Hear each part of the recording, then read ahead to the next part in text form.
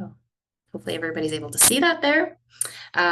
So kind of just leading off of what Nova had said, I recently joined the organization in May, so I'm fairly new to my role, but it's been a really exciting journey over the last couple months, just getting situated and settled into this new space. So Hope Restored Canada is an organization that was founded in 2015 here in Saskatoon. In 2017, we were incorporated. And then in 2019, we opened our very first safe house here in Saskatoon. So again, just a disclaimer, the subject matter may be triggering for some, so please take care of yourself, take breaks and ask questions where needed. My contact information is going to be at the end of the slide. So certainly if there's anything that you don't feel comfortable with asking here during the presentation, you can just send me an email at any time. So we're going to start our presentation off with just a little bit of a video that was done by our previous executive director, Jolene. She was the founder of Hope Restored Canada and just had such a great passion for what we do here. So it's about a minute in length. So it just provides a little bit of context of who we are as Hope Restored. All across Saskatchewan, in every neighborhood, people are being bought and sold for the purpose of sexual exploitation and trafficking. The average age of entry into this sex trade is 13 years old. The demand for sex is only increasing, and most who enter never leave this life. Hope Restored Canada exists to provide supports and exit opportunities for those who wish to leave. We provide a safe space for them to live and programming that assists in healing and rebuilding the life they desire. We also provide educational opportunities for agencies or groups that want to learn more about the issue in Canada. We do this because we believe every person deserves an opportunity to be truly loved and to be renewed and restored in healthy relationships. Join us in helping change the ending of someone's story by visiting hoperestoredcanada.org.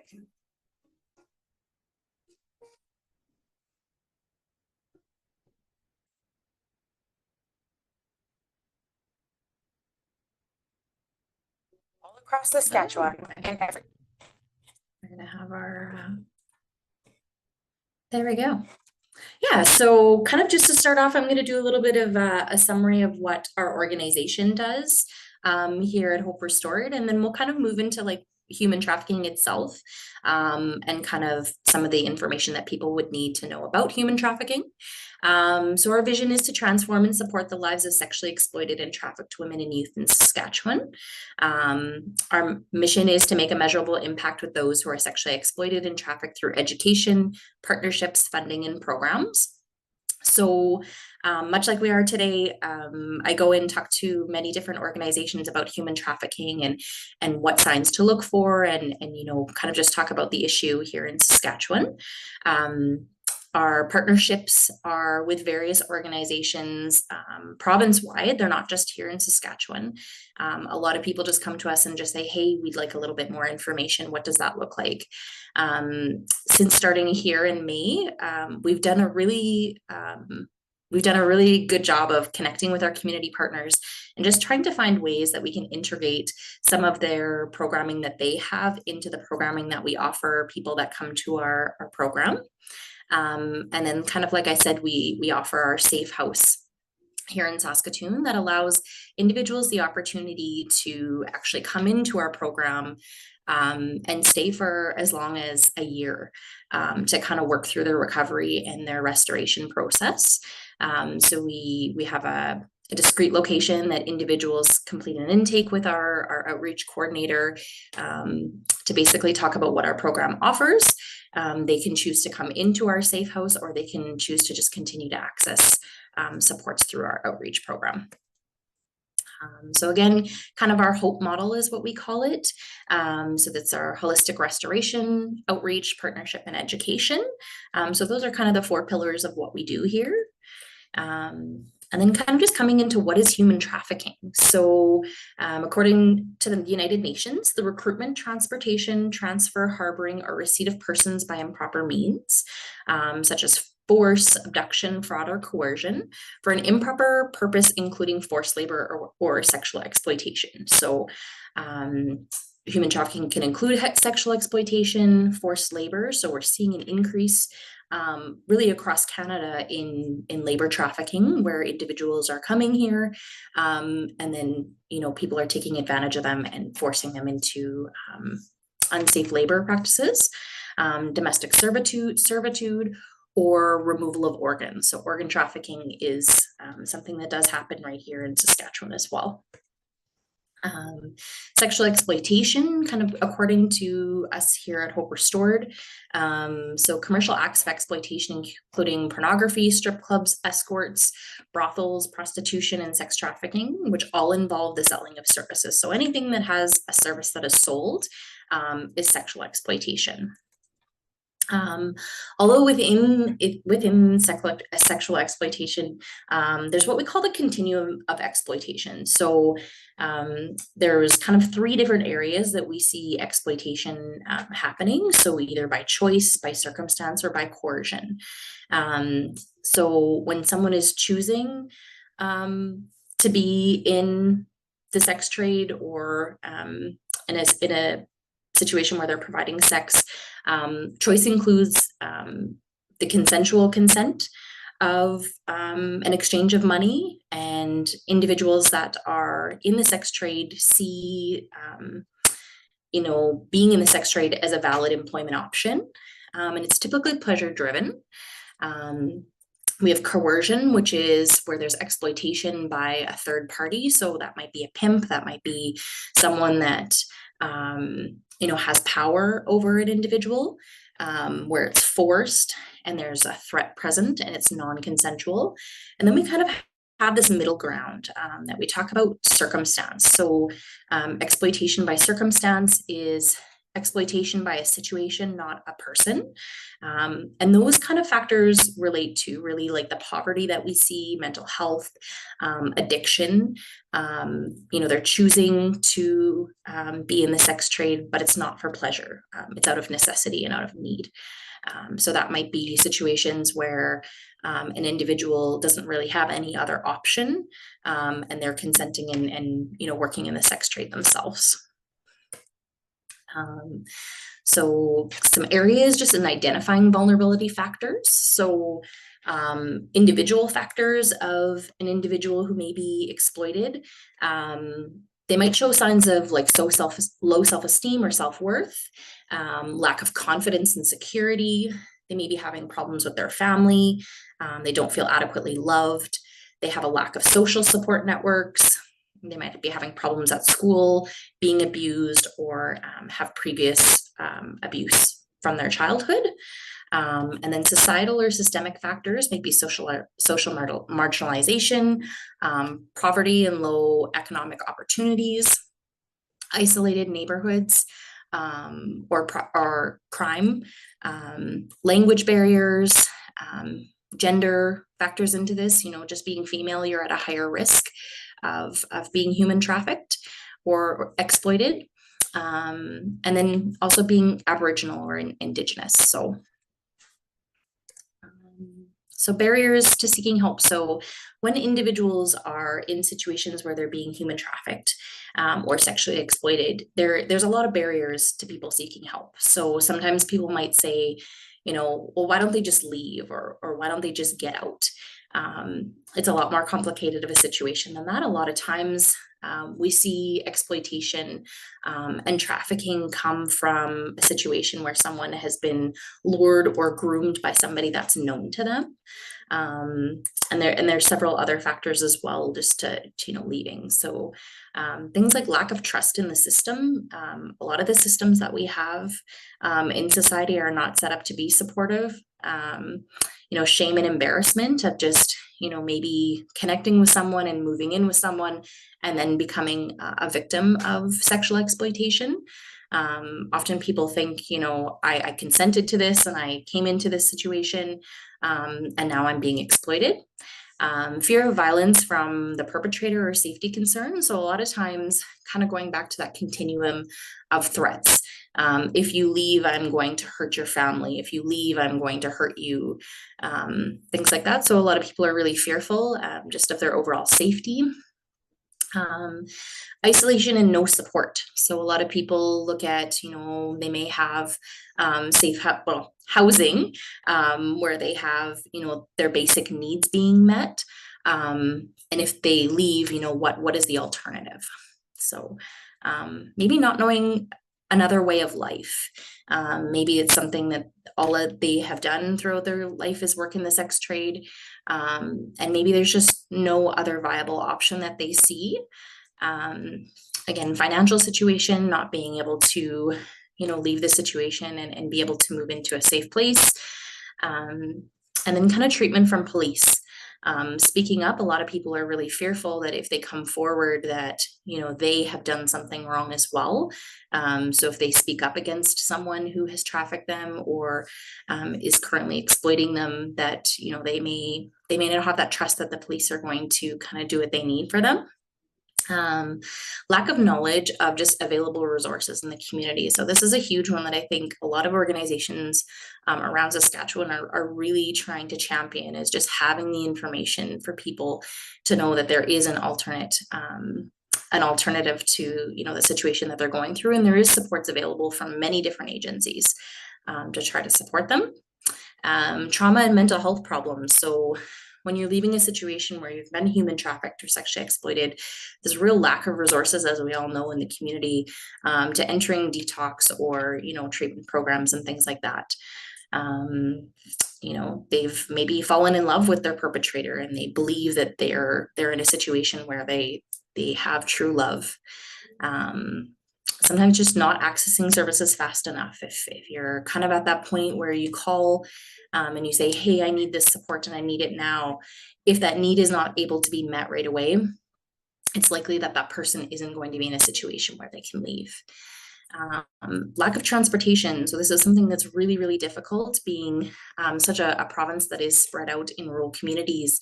If someone is being, exploited in a smaller community, there's really a lack of availability of any transportation options to get them to a center that can maybe have some of the supports that they need. Just difficulties in trusting other people, limited service, and then, again, addictions. So a lot of these barriers, a lot of people that are in the situation where they are being exploited or human trafficked, many of these things all kind of relate to them. So it's not usually just one or two, it's many of them together. So sexual exploitation, what does exploitation look like? This is often a question that I get of like, so what signs do I need to be aware of as a community member if someone's being exploited or human trafficked? What's something that I can be aware of? So then if I need to intervene, then I can. So commercial sexual exploitation as prostitution is never in isolation. And drug addiction, poverty, family, crime, gang relation all play a huge role in this form of exploitation. So some people it's, I need to provide for my family, I need to feed my children, all those types of things. So that is definitely a type of exploitation. Gang involvement. So for women and children as young as 12 and 13, gang initiation sometimes includes them earning their keep or being forced into prostitution. So, I look at working in child welfare and just the number of children that are in care and maybe have a loss of connection to their families. They really look to that need to be part of something. So you see that increase in gang involvement for younger people that are really searching for that family. So, in order to earn that respect of the people that are in gangs, like it kind of says, just earning their keep and then kind of being pulled into the sex trade that way. So as a woman or girl, prostitution is a means to contribute to the gang or the family. So adult massage studios and parlors. So they're located in main centers throughout Canada. Clients pay for a room fee as well as additional costs for sexual services that they're receiving. Since the police has started cracking down, many illegal parlors have been hushed. So we can kind of see these right in the community as most of us drive to work. Massage parlors that are open at 9, 10 o'clock at night are likely not established businesses that are providing only massage services. And again, kind of some of those intersecting factors with trafficking and exploitation likely include that labor piece as well, that labor trafficking. So stripping and strip clubs. So Saskatchewan bylaws prohibit strip clubs. However, dancers can provide private or can perform at private and fundraising functions. So it's not that stripping doesn't happen in our province. It's just usually behind closed doors, which, does increase some of the risk. Strip clubs are really in major cities across Canada. Stripping is often the gateway to further exploitation as well. And then escorting. So this is happening in hotels in all neighborhoods using online platforms to set up dates. And escorting is often viewed as high-end in comparison to prostitution. So just kind of touching on that, using use of online platforms. So this is a really prevalent way that individuals are kind of lured into the sex trade or into situations where they're trafficked or exploited. I attended a conference at the end of May, and this sergeant with the RCMP kind of referenced that, maybe 15 years ago, an individual that was, trying to coerce someone to be trafficked really had to focus all their efforts on that one person and creating that rapport and kind of luring them in. Whereas now you can engage with people online. So the online component has really shifted things. You can have conversations with 20 different individuals at a time, really working on creating and establishing that relationship to kind of have that access. So that's my next slide here is just online. So this is happening all across our city and country in many forms, seeking arrangements, porn sites, and many more. Mainstream platforms are being used to sell things and sexual fantasies and experiences and lure people into the industry. So Instagram, Snapchat, Plenty of Fish, Tinder, all those types of things are kind of entry points that could potentially lead to exploitation or human trafficking. The hospitality industry. So most street prostitution has moved online and takes place in hotels, often mixing with the escorting industry. Hotels and motels are some of the most used venues for commercialized sexual exploitation. And 63% of trafficking incidents take place in hotels. Hotels provide anonymity and convenience, and whether or not the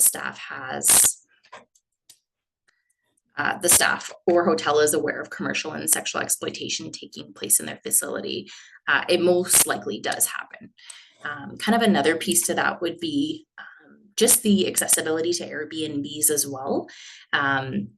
So there is situations where people are renting out Airbnbs and kind of, traveling amongst different sites just to kind of evade, police and things like that. So that is something that is a little bit new as well. And then kind of this piece just kind of outlines the stages of exploitation. So the stages would be luring, grooming, manipulation, and exploitation. So there's a little bit of a short video that I don't think I'm going to play just because the audio and things are not super great. But I'll include this in the link that is sent out to everybody. It's a really good video to watch. This was an outreach worker that worked with Hope Restored Canada, and just kind of her interactions with people of, how they became immersed in the sex industry and the sex trade, and kind of some of the systemic issues that contributed to people having to work in the industry, and then, often resulted in them being exploited and trafficked in certain situations. So just some quick facts about human trafficking. So the average amount that someone that is trafficking an individual can profit in 1 year is $280,800. So, the drug trade would be kind of the #1 underground continuum that occurs here in Canada, with human trafficking actually being second to that. So it is a really lucrative opportunity for people to exploit individuals and profit off of them. And then as well, 93% of trafficked victims in Canada are Canadian. So that is something where individuals often feel that exploitation is happening from, outside of the province for newcomers and immigrants. But 93% of people that are trafficked here in Canada are Canadian.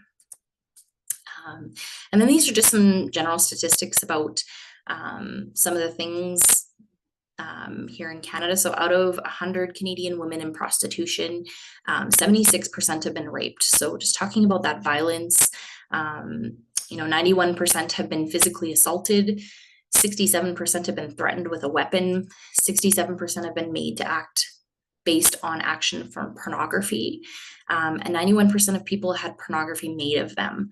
76% of those people have been diagnosed with PTSD. So another, scary statistic is that runaways are often picked up by traffickers within 24 to 48 hours. Kind of in the beginning of the presentation, it referenced that the average age of individuals coming into the sex trade are, 12 and 13 years old. So there is that huge vulnerability of people at such a young age coming into this world. So just recognizing the signs. So people often say, like, how do I know if someone's being exploited? So the pimp profile, this is kind of saying, like, is someone exploiting or trafficking someone else? So if the individual has no actual job that someone could visit, is frequently out of town, flaunts fancy cars, clothes, or jewelry, and isolates the victim from family and friends. And just to note that, like, anyone can be a trafficker, whether it be women, men, youth, family members, boyfriends, partners, managers, or friends. It's not just one profile that is able to traffic. There are situations where pimps actually enlist some of the people that they have perpetrated on to then perpetrate against other people and bring them into the human trafficking ring. So the survivor profile, just identifying a survivor. So show signs of a controlling or abusive relationship, has unexplained expensive things or increased amounts of money. So that would be like a really shift in their lifestyle of things that they maybe didn't have before and have now. Having tattoos or brands. So typically people that are human trafficked are tattooed with, their pimp's name or a number or their gangs, things like that. They show signs of expanded boundaries or values. So things that maybe they didn't believe in before that now they do. Dressing inappropriately for their age or their environment. And then having inconsistency of details when telling their story about their whereabouts.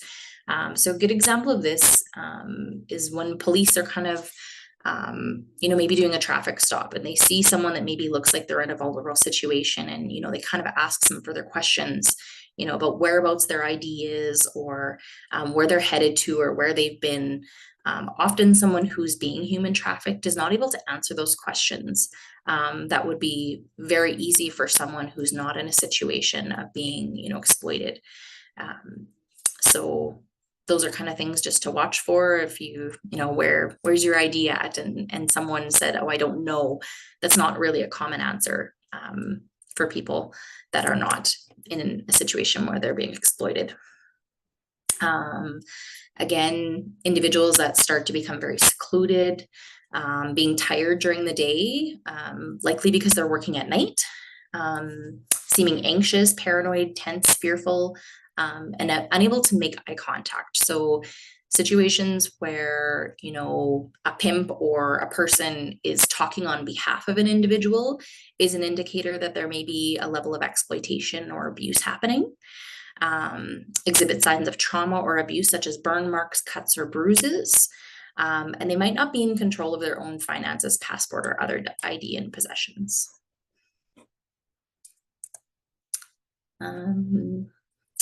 So something to consider is, what's the person's response? So I say it's really important to make sure that, you're acting on what the context of the situation is. If you feel that there's someone that's being exploited or trafficked. Kind of an example would be there was an individual that you know, a father and their daughter. They were kind of passing through small town Saskatchewan, and they stopped in at a hotel and checked into the hotel. And, you know, not even 15 minutes later, they got a knock at the door. And the individual that had checked them into the hotel alerted the authorities and said, you know, this gentleman is trafficking this young woman. You know, we don't know why this young girl is with him. You know, you need to come here and check this out. You know, the trauma that can be inflicted on someone by, you know, misunderstanding or misjudging the situation can really be damaging as well. So just making sure that there's some context. There's always the ability to just call it in. If you feel that something just doesn't feel right, it's really important to just alert someone, calling into the RCMP, calling into the city police, you know, things like that, just to say, hey, this just doesn't seem right. You know, I've met this individual that's, you know, living in the house next to me, and, you know, there's a lot of comings and goings, and something just doesn't feel right. You know, if there's an opportunity to like talk to that person just to kind of get to know them a little bit more, you know, in passing, that's something that you can do as well. Just listening without judgment and humility and empathy. If someone is, you know, sharing that they've been in a situation where they've been exploited, just really empowering them to like explore their dreams. And just being transparent with people, just stating that, you know, you don't know what the individual is going through, but you really want to understand. And then just staying connected to them. So, so that's kind of just a little bit of our contact information.